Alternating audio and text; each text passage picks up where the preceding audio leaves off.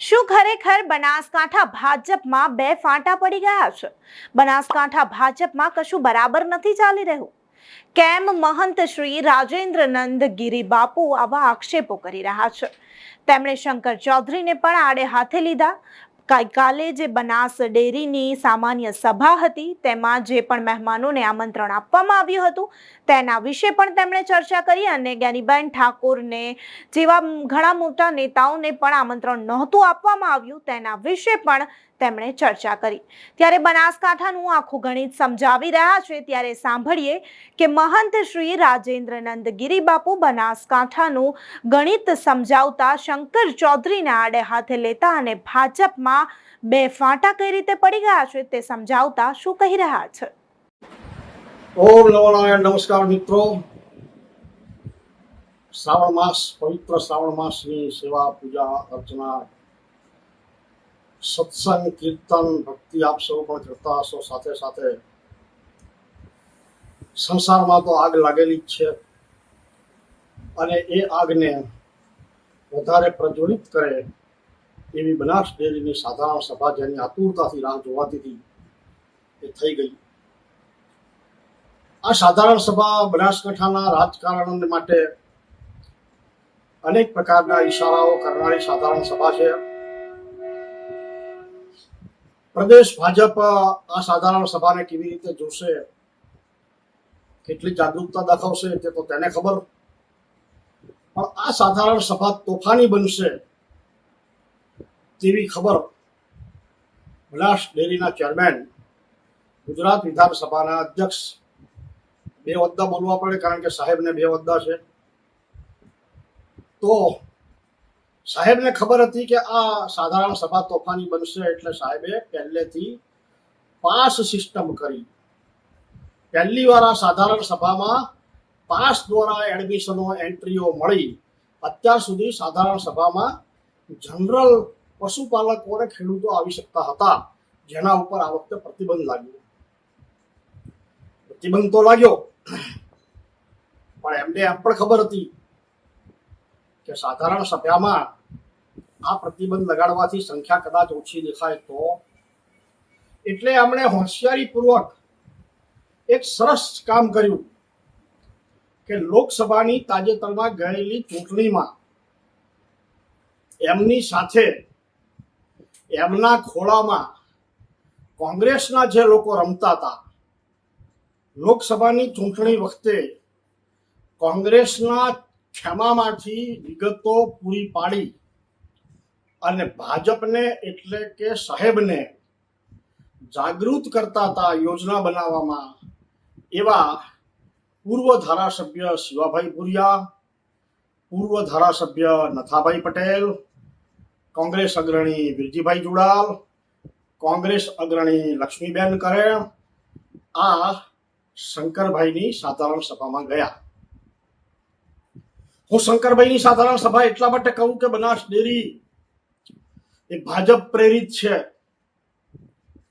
મિત્રો, બનાસ ડેરીમાં ભાજપના આગેવાનો આવી શકે, એમના સન્માન થાય, એમને બોલાવવામાં આવે, જેમ કે અમિતભાઈ શાહ આવે કે ભૂપેન્દ્રભાઈ પટેલ આવે, સી.આર. પાટીલ આવે કે બીજા કોઈ આવે. શું શક્તિસિંહ આવી શકે? શું રાહુલ ગાંધીને બોલાવે? ના. તો બનાસ ડેરી એટલે કે ગુજરાતનું સહકારી માળખું હવે પક્ષાપક્ષીથી પર નથી, એ હવે સંપૂર્ણપણે રાજકીય બન્યું છે. ત્યારે ભાજપ પ્રેરિત બનાસ ડેરીમાં આ કોંગ્રેસના આગેવાનો જઈને શું કરતા હશે અને શા માટે સાધારણ સભામાં બેઠા? પણ આ કોંગ્રેસના આગેવાનો ભાજપના શંકરભાઈ સાથે અંગત રીતે જોડાયેલા છે એટલે સાહેબને સારું દેખાડવા ગયા. ત્યારે બીજી તરફ ભાજપ ઊભા ફાળિયામાં ચાલી રહ્યું છે કમ્પ્લીટલી. કેવા ઊભા ફાળિયામાં ચાલે છે? સાધારણ સભાથી 2 કિલોમીટર દૂર બેઠેલા દિયોદરના ભાજપના ધારાસભ્ય કેસાજી ચૌહાણ આ સાધારણ સભામાં ન ગયા. કેસાજી તો ખેડૂત પણ છે, પશુપાલક પણ છે, છતાંય ન ગયા. પાલનપુરના ભાજપના ધારાસભ્ય અનિકેતભાઈ ઠાકર ન ગયા. ભાજપ સમર્થક ધાનેરાના ધારાસભ્ય ખેડૂત પશુપાલક માવજીભાઈ દેસાઈ પણ ન ગયા. બનાસ ડેરીના પૂર્વ ચેરમેન પરથીભાઈ પટોળ ન ગયા. પૂર્વ ધારાસભ્ય વસંતભાઈ પટોળ પણ ન ગયા. પૂર્વ મંત્રી રાજ્ય સરકારના હરજીવનભાઈ પટેલ અને કાંતિભાઈ કચોરિયા ન ગયા.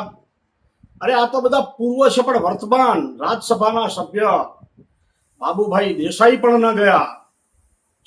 બનાસકાંઠાના જ વતની છે, બનાસકાંઠામાંથી ધારાસભ્ય રહી ચૂક્યા છે અને અત્યારે પણ રાજ્યસભાનું સભ્ય પદ બનાસકાંઠાના પ્રતિનિધિ તરીકે શોભાવી રહ્યા છે. જો રાજકારણથી પર હતું, ખેડૂતોની સભા હતી, તો બનાસકાંઠાના સાંસદ જ્ઞાનીબેન ઠાકોર, જે ગાયો માટે સમગ્ર દેશમાં ગરજી રહ્યા છે, સંસદમાં પણ ગર્જના કરી છે, એ જ્ઞાનીબેન પણ ન હતા. બનાસ ડેરીના પૂર્વ ડિરેક્ટર એવા કેપી માહીવાળા એ પણ ન હતા. ત્રણ વખત જેને ફોન કરવામાં આવ્યા છે એવા ભાજપના અગ્રણી ગજેન્દ્ર સક્સેના ન હતા. વાવ વિધાનસભા જે અગત્યની છે એના પ્રભારી ભરતભાઈ આર્ય ન હતા. દોસ્તો, આ ન હતા એની યાદી એટલી લાંબી છે કે એ યાદીની સાથે સાથે હતા એમાં ન પણ અનેક લોકોને આ છાવણીએ જોવા મોકલ્યા હતા. અને એ જોવા ગયેલા લોકોની યાદી પણ જો કરવી હોય તો એ પણ ખૂબ લાંબી થાય એમ છે. આ તમામ પરિસ્થિતિથી ચેરમેન શંકરભાઈ ખૂબ જ ડિસ્ટર્બ હતા. ડિસ્ટર્બ થવાનું એક બીજું કારણ એ પણ હતું કે એમને ખૂબ પ્રયત્ન કરેલો કે કેન્દ્રના સહકાર મંત્રી અમિતભાઈ શાહને અહીંયા લાવવા પ્રયત્ન કર્યો, પણ અમિતભાઈએ ના પાડી દીધી. રાજ્યના સહકાર મંત્રી જગદીશભાઈ વિશ્વકર્માને લાવવા માટેનો ખૂબ પ્રયત્ન કર્યો, એમને પણ ના પાડી. ભાજપના અનેક આગેવાનોને આમાં લાવવા માટે એમણે પ્રયત્ન કર્યો, એ આગેવાનોએ ના પાડી. એટલે પરિસ્થિતિ એવી નિર્માણ થઈ કે ગમે તે કારણે પણ બનાસ ડેરીની એશિયાની સૌથી મોટી ડેરી એની સાધારણ સભામાં હાજર રહેવું એ ગૌરવ ગણાય. તે છતાંય આવા બધા લોકોએ, આવા બધા આગેવાનોએ, આવા બધા નેતાઓએ ના પાડી દીધી. આ કોઈ આયા નહીં. શંકરભાઈ સતત જણાઈ આવતા હતા કે સાધારણ સભામાં ડિસ્ટર્બ છે. પ્રવચન કરતા કરતા, ભાષણ કરતા કરતા એમને આ વસ્તુ સતત ખૂંચતી હતી. એટલે એમને એમ પણ કહ્યું કે હો કેટલી બધી સંખ્યા આવી ગઈ છે, કેટલા બધા લોકો આવી ગયા છે, કેટલા બધા પશુપાલકો, કેટલા બધા આગેવાનો. અરે આવું તો ક્યાં બોલવાનું હોય, બધાને નજરે દેખાતું જ હોય ને. 2000 હોય, 5000 હોય, 10,000 હોય, 25,000 હોય કે 500 હોય, બધા નજરે દેખાતા હોય. તમે બોલો તો જ ખબર પડે. સ્ટેજ એટલું મોટું ભરાઈ ગયું છે કે હું આમ ફરીને ભાષણ કરું તો એક સભા થઈ જાય સ્ટેજ ઉપર. પણ સાહેબ, તમે કેવા કેવા લોકોને ભેગા કરીને લાવીને સ્ટેજ ઉપર બેસાડ્યા હતા એનો તો વિચાર કરો. અમે પહેલા કયા, એ કોંગ્રેસવાળા, અને પછી હમણાં જ તાજેતરમાં કોંગ્રેસમાંથી આવ્યા છે એવા ગોવાભાઈ ને મહેશ પટેલ, હવે કેટલાય નામો. કોંગ્રેસથી લબોલબ ખીચો ખીચ ભરેલું સ્ટેજ ભાજપના કાર્યકરોને શું મેસેજ આપે છે આવતા દિવસો માટે એ સમજી લેજો. ખેર, એમને પ્રવચનમાં દરરોજની જેમ ડેરીની ગાથા ગુણગાથા તો ગાઈ, પણ એમને એમ લાગ્યું કે કોઈ નથી, કોઈ નથી, કોઈ નથી, તો કોક છે એવું દેખાડીએ. એક કોઈ અજય તોમર નામના વ્યક્તિને લઈ આવ્યા. અરે ભાઈ, અજય તોમરને ખેતી, પશુપાલન, ગુજરાત, બનાસકાંઠા શું લેવા દેવા? આ કોણ અજય તોમર? માત્ર તમારા વખાણ કરે એટલા માટે તમે લઈ આવ્યા? અને હવે ગમે તેને તમે લઈ આવીએ અને વખાણ કરાવવા હોય તો એવા તો ઘણા જડી રહેશે.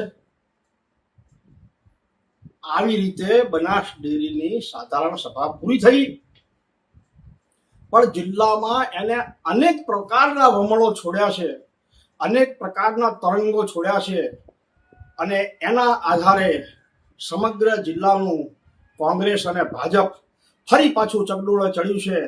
ચર્ચાઓ ચાલે છે, ચોરે ને ચૌટે વાતો ચાલે છે.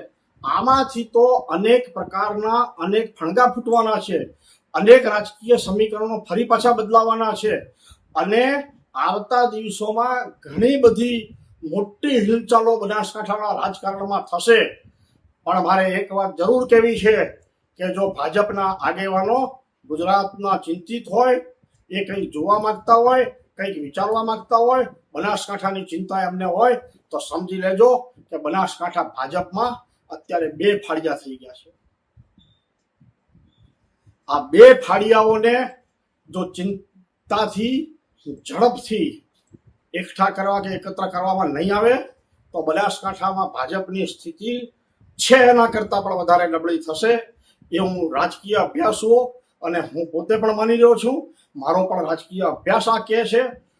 હું અત્યારે સંપૂર્ણપણે પ્રભુ ભક્તિમાં હોવા છતાં પણ આ વસ્તુ જિલ્લાના હિતમાં મને યોગ્ય લાગી, એટલે ઘણા સમય પછી આપ સૌ સમક્ષ વિડીયો દ્વારા આવ્યો. આ ઘટનાએ મને ફરી આપના સુધી પહોંચાડ્યો છે. અને હા, પાટણનું પ્રતિનિધિત્વ કરતા શંકરભાઈ ભલે બનાસ ડેરીના ચેરમેન હોય, પણ બનાસકાંઠાના તત્કાલીન પૂર્વ ધારાસભ્ય, ક્લબોમાં જેને પાસ્ટ આઈપીપી કહેવામાં આવે, ઇમિજિએટ પાસ્ટ પ્રેસિડેન્ટ, એવી રીતે ઇમિજિએટ પાસ્ટ એમપી, જે બનાસ ડેરીના સિનિયર ડિરેક્ટર શંકરભાઈ કરતા પણ ઘણા સિનિયર એવા પરબતભાઈ પટેલને બોલવા માટે માઇક આપવામાં ના આવ્યું. એવા જ સિનિયર શંકરભાઈને ચેરમેન પદે આરૂઢ કરવા માટે જેને સંઘર્ષ કર્યો તો, જેને માર ખાધી હતી, એવા અમદાભાઈ પટેલને પણ માઇક આપવામાં ના આવ્યું.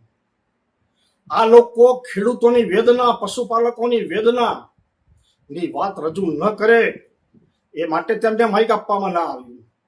પણ મારે એ પણ કહેવું છે કે આ બંને આગેવાનોએ પણ એ હિંમત બતાવવાની જરૂર હતી કે પશુપાલકોની વાત રજૂ કરવા માટે એમને સામેથી માઇક માંગવાનું હતું, અને એમને સામેથી માઇક વાગે, એ એમની વાત મૂકવા માંગે, અને છતાંય જો એમની વાત કરવામાં ના આવે કે કહેવા દેવામાં ના આવે તો લોકશાહી ક્યાં ચાલે છે એની પણ ખબર પડી જોત. પણ એટલી હિંમત આ 2 નેતાઓએ પણ નથી કરી, જેની નોંધ પશુપાલકો અને ખેડૂતો પણ લેશે અને લઈ રહ્યા છે. જ્યારે તમને ડેરીના બોર્ડમાં, એટલે કે વ્યવસ્થાપક મંડળમાં શા માટે મૂકવામાં આવે છે? તમે પશુપાલકોની ચિંતા કરો, એમના પ્રશ્નો રજૂ કરો. એક જ દિશામાં વહીવટી તંત્ર ન ચાલે, એની સામે રજૂ કરવાની વાતો તમે રજૂ કરી શકો, એ તમે નથી કરી શક્યા. એટલે તમે પણ ડેરીના ડિરેક્ટર તરીકે એક અર્થમાં કહીએ તો નિષ્ફળ પુરવાર થયા છો, એવું પણ લોકો માને છે. એટલે આ વાત પણ મારે આપ સૌના સમક્ષ રજૂ કરવી હતી. ખેર, આગળ અનેક પ્રસંગો આવશે, ફરી વાતો કરીશું. ભારત માતા કી જય. તો બનાસકાંઠાનું આ ગણિત સાંભળ્યા પછી તમને શું લાગે છે? શું ખરેખર બનાસકાંઠા ભાજપના 2 ફાંટા પડી ગયા છે? શંકર ચૌધરીની આ રાજનીતિ તમને કેવી લાગી? ગનીબેન ઠાકોરને જે આમંત્રણ ન આપવામાં આવ્યું, ખરેખર શું તે સામાન્ય સભા નહોતી? જે પણ બનાસકાંઠાનું આ રાજકારણ સમજાવ્યું, તેના વિશે તમારું શું કહેવું છે અમને કમેન્ટ કરી ચોક્કસથી જણાવજો. તથા અમારી ચેનલ નિર્ભય ન્યૂઝને લાઇક, શેર અને સબસ્ક્રાઇબ કરવાનું ભૂલશો નહીં. આભાર.